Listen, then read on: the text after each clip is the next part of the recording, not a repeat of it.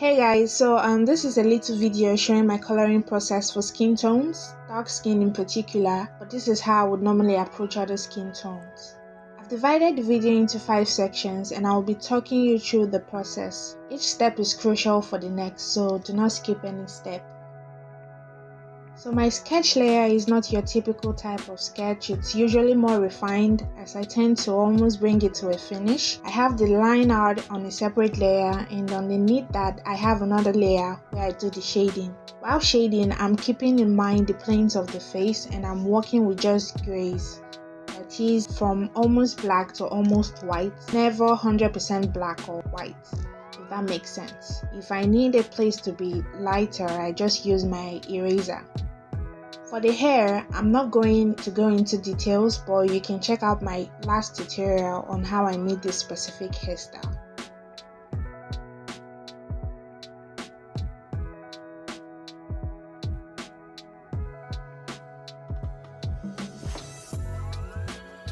I merge all the previous sketch layers and I set the blend mode to multiply.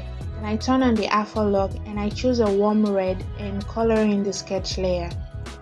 On a new layer below the sketch layer, I would usually choose a warmish brown, not too dull or too saturated for the skin tone.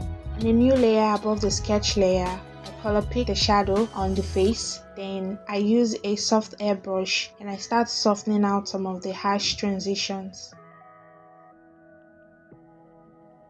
I then move on to other areas like the eyes and lips and start adding details by adding darker and lighter shades. For the lips, I like to keep it looking natural. I like for the top lip to be darker and the bottom lip to be a lighter, warmer color.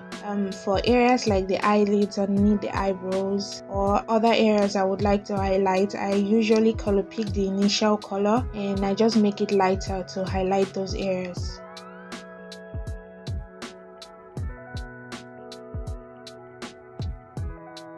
One of the last things I do is to add extra highlights. I keep it simple. I usually do this on a new layer above the previous layers and the blend mode is set to add.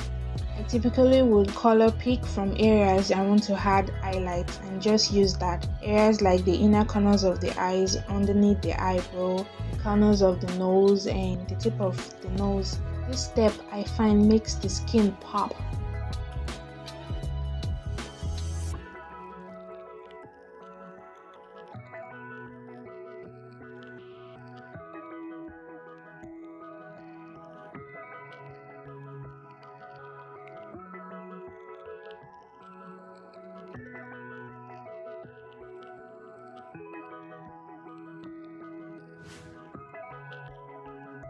This step is just going to be me refining, adding more details to the hair and other areas, and also trying to figure out the background.